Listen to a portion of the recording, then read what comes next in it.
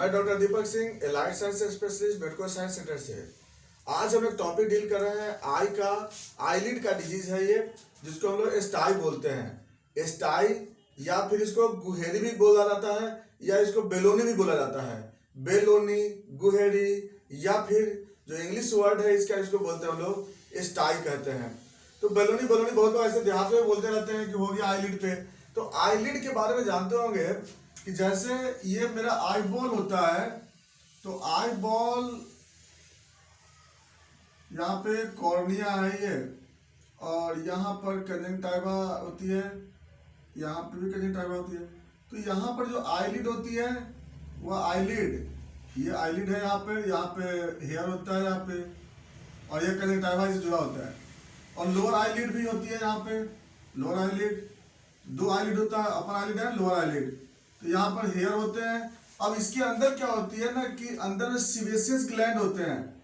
इसके अंदर होता है सीबेशियस ग्लैंड। जो सीबेशियस ग्लैंड, मीबोवियन ग्लैंड और जीज ग्लैंड, दो तरह का सीबेशियस ग्लैंड होती है इसमें, मीबोवियन ग्लैंड एंड जीज ग्लैंड। अब क्या होती है ना कि जो सीबेशियस ग्लैंड, हेयर तो हेयर होती है, आईलिड हो गया, अंदर में कंजंक्टिवा हो जाता है। जो कंजंक्टिवा इसको क्या करता है, स्क्लेरा को अटैच किया रहता है, आई को अटैच किया रहता है। तो जो सीबेशियस ग्लैंड होती है, इसका काम होता है सीबम बनाना। सीबम क्या करता है कि जो हम लोग आई जो ब्लीकिंग करते हैं जब, तो इसके समय क्या होता है ना कि सीबम निकला, फिर आई को मॉइस्ट किया, फिर खोले, फिर ब्लीकिंग किया, तो आई को क्या करता है, मॉइस्ट बनाने का काम करता है सीबम। यह आईली मटेरियल होता है। ये अगर नहीं होता ना तो आई में फ्रिक्शन डेवलप करेगा, आईलिड क्या होगी ना, फ्रिक्शन डेवलप कर जाएगा आई बॉल से। तो आई बॉल और इसके बीच में जो होती है ना, ये जब ब्लीकिंग करते रहती है ना, तो जो सीबम होती है इसको क्या करता है ना, फ्रिक्शन लेस बनाते रहता है। ये तो हो गया इसका मेन फंक्शन है, इसका जो सीबेशियस ग्लैंड होती है। लेकिन इसी ग्लैंड में जब क्या होती है ना कि या तो ग्लैंड का डक्ट बंद हो जाती है, या डक्ट में बैक्टीरिया इंटर कर जाता है, तो इस कंडीशन से जब इन्फ्लामेशन हो जाता है, जिसमें स्पस बन जाता है, सपोरेटिव इन्फ्लामेशन होती है, इसको हम लोग बोलते हैं स्टाई बोलते हैं। ठीक है। तो इस तरह से क्या होगा इसमें कि जो इस कैनाल में इस जो सीबेशियस ग्लैंड होती है, इस ग्लैंड में इन्फेक्शन हो जाती है, इसी को हम लोग बोलते हैं स्टाई बोलते हैं। अब जो बात आती है इसमें कैसे होता है इन्फ्लामेशन इसका, तो इसमें जो इन्फ्लामेशन होने का सबसे बड़ा रीजन होता है वो होता है आई स्ट्रेन होती है। तो आई में स्ट्रेन ज्यादा डालने से क्या होता है कि ज्यादा स्ट्रेन पड़ने के कारण जो सीबेशियस डक्ट होती है वो ब्लॉक करने की चांस होती है, या सीबम का सिंथेसिस घट जाता है। तो ज्यादा स्ट्रेन या ज्यादा दूर का चीज ज्यादा देखने पर, या फिर नाइट में होल्ड कर, नाइट में जगने के कारण अगर नींद सही से नहीं आती, उस कंडीशन में ऐसा होता है कि सीबम का सिंथेसिस घटने लगता है वहां पे।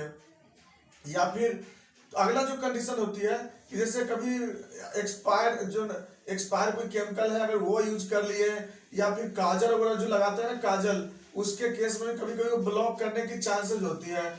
या फिर कभी कभी जो होता है कॉन्टेक्ट लेंस लगाते हैं, उसमें भी कभी कभी इंजरी हो सकती है। तो किसी भी कारण से, या फिर एक्सेस रबिंग करने से, ज्यादा रबिंग करने के कारण क्या होता है कि जो इसका डक्ट होता है वो डक्ट इसका बंद हो जाता है। तो रबिंग करने से हो गई, इंजुरी से हो गई, या काजल लगा, सुरमा लगाने से हो गया, काजल लगाने से हुआ, किसी केमिकल के लगाने से हो गया, हेयर के फॉल होने से हुआ, हेयर ब्रेक करने से हुआ, ये किसी भी कारण से क्या हो जाता है ना कि इसके अंदर स्टेफाइलोकोकस ऑरियस या स्ट्रेप्टोकोकस इस तरह का बैक्टीरिया से सबसे कॉमनेस्ट स्टेफाइलोकोकस ऑरियस होती है। यह जो पायोजेनिक बैक्टीरिया वो इसमें इंटर कर गया, तो वो बाहर से इंटर कर गया या फिर किसी तरह से वो स्प्रेड करके अंदर चला जाता है। अब वहां पे जो इन्फेक्शन जब ऑर्गेनिज्म चला जाएगा तो क्या करेगी, यहाँ पे पस बनाएगी, वहां पे सपोरेटिव इन्फ्लामेशन बनाती है वहां पे। तो शुरुआत स्टेज में 1 से 2 दिन तक वहां सेलुलाइटिस होता है, उसका 1-2 दिन तक 3 दिन तक वहां पे पस कलेक्शन रहता है, विस्कस पस बनता है, और उसके बाद फिर जो होता है डिस्चार्ज हो जाती है। तो कैसे हुआ, सबसे पहले यहाँ पर पाथ इसके अंदर या तो बैक्टीरिया चला गया, या सीबेशियस डक्ट बंद हो गई, अंदर में सीबम एक्युमुलेट किया, सीबम एक्युमुलेट करने के बाद धीरे धीरे यहाँ पर प्रेशर बना, इन्फ्लामेशन हो गई। अब ये जो इन्फ्लामेशन हो गई, ये एक्सटर्नल की तरफ इन्फ्लामेशन हो सकती है, या इंटरनल की तरफ इन्फ्लामेशन हो सकती है। तो एक्सटर्नल सरफेस भी हो सकती है, इंटरनल भी हो सकती है, अपर आईलिड में भी हो सकती है, या लोअर आईलिड में हो सकती है। तो इस तरह से जो स्टाई जो होता है वो अपर आईलिड का भी डिजीज है, लोअर आईलिड में कहीं भी हो सकती है इसमें। ये तो हम लोग देख लें इसके कि इसमें कॉज हम लोग देख लिया, पैसेज देख लिया। अब जो इसमें आते हैं बात इसका कि सिम्टम कैसा होता है। तो जनरली क्या होता है कि मरीज बोलता है कि हाँ अंदर में लगता है कि कोई बालू का कण है जो बार बार जब लोग आईलिड को मूव करते हैं तो उसमें गड़ता है हर समय, इरिटेशन होती है उस समय, है ना। फिर उसका आईलिड में दर्द भी होता है, आईलिड को मूव करते समय एक अबनॉर्मल फीलिंग होती है, वहां पर लगता है कुछ वहां पर जैसे पेशेंट बोलता है ग्लोड़ी बन गया हो। तो इस तरह से जनरली तो बनता ही होगा। इस तरह से पेशेंट को क्या होता है, इरिटेशन डेवलप होती है ना। आईलिड में भी दर्द होता है। इस तरह से पेशेंट को सिम्टम पेशेंट बोलता है इस चीज को। साइन, इसको जब देखेंगे हम लोग तो क्या देखेंगे कि बीच में येलो कलर का प्लग रहता है, इसमें येलो कलर का मिलेगा और साइड साइड में रेड कलर का होता है। तो बीच में येलो कलर मिलेंगे, इस तरह से बन जाएगा स्टाई ना, इस तरह का स्टाई से बन जाएगी। तो बीच में येलो रहेगी और साइड में, अब जो येलो रहती है उसका पॉइंट पतला होता है और जो रेड होता है उसका पॉइंट बड़ा होता है। इस तरह से क्या हो जाए बन गया वहाँ पे। और छूने पर क्या होती है, थोड़ा सा सॉफ्ट भी हो सकता है, हल्का हार्डनेस भी हो सकती है उसमें। अब जो होती है मेन आते हैं कॉम्प्लिकेशन। अगर ये बाय द वे स्टाई अगर होगी तो क्या होगी, कभी कभी रिकरेंट भी डेवलप होते रहता है, एक हुआ दो हुआ मल्टीपल भी होता है और बार बार होते रहता है। यानी कि ऐसा दिक्कत होगी तो बार बार हो सकता है इसमें। दूसरे नंबर पे ये जो सिस्ट, ये जो आपका स्टाई है ये आपका सिस्ट में कन्वर्सन हो सकता है, यानी कैलेजियन सिस्ट ये डेवलप हो सकता है। नेक्स्ट में जो आईलिड है इसमें इन्फ्लामेशन हो सकता है, तो ब्लेफेराइटिस डेवलप कर सकता है इसमें। तो यह भी हो सकता है। अगला हो सकता है कि कॉर्निया पे अगर ये by the way irritation produce करेगी तो कॉर्नियल अल्सर भी प्रोड्यूस कर सकता है, कंजंक्टिवाइटिस डेवलप कर सकता है। तो ये सब इसका कॉम्प्लिकेशन है जो हम लोग जानते हैं इसमें। अब जो बात आती है इसका डिफरेंशियल डायग्नोसिस, ये स्टाई ही है कुछ और भी है। तो इसके लिए डिफरेंशियल कैलेजियन सिस्ट इसका बहुत कॉमनेस्ट इसका ये फॉर्म आता है।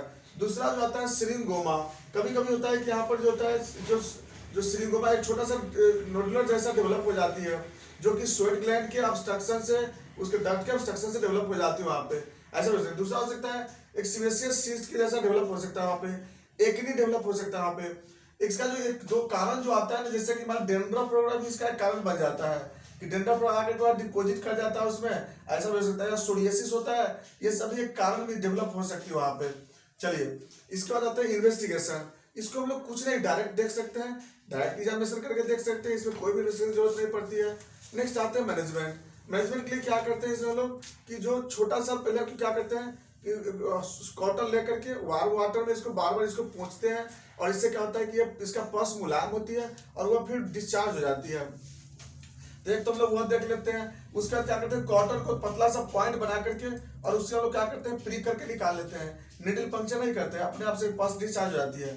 एक बार पस डिस्चार्ज हो गई तो फिर ठीक हो जाती है। फिर उसको फिर अगला हम लोग मैनेजमेंट में क्या बोलते हैं कि रबिंग नहीं करने के लिए बोलते हैं, सुरमा लगाने के लिए मना करते हैं, काजल लगाने के लिए मना करते हैं, उसमें किस तरह का एक्स्ट्रा रबिंग करने के लिए मना करते हैं, और इसको मेंटेन करते हैं, हाइजीन मेंटेन करके रखते हैं लोग। स्टेन के लिए मना करते हैं, पेशेंट को बोलते हैं नॉर्मल स्लीप लेने के लिए बोलते हैं। होम्योपैथिक ड्रग्स में जो होती है, अगर शुरुआत स्टेज में इसमें जो देते हैं दवा, तो रास्टक देते हैं इसमें, पल्सिट्ला इसमें देते हैं, या फिर बेलाडोना देते हैं शुरुआत स्टेज में। अगर यहाँ पेशेंट ठीक हो जाती है, सालिसिया भी इसमें चलाते हैं, उससे भी ठीक हो जाती है। तो रास्टक, पल्सिट्ला, सालिसिया ये सब बेस्ट मेडिसिन आता है बेलाडोना। अगर रिकरेंट अगर आ रही हो, बार बार अगर आ रही हो इस तरह से, दोबारा पेशेंट को अगर हो गया है तो वहां पर स्टेपिसगेरिया चलाते हैं। तो इससे हो जाता है पेशेंट, या फिर हिपरसल, शुरुआत में भी हिपरसल दे सकते हैं और दूसरे में रिकरेंट होती है तभी हिपरसल दे सकते हैं।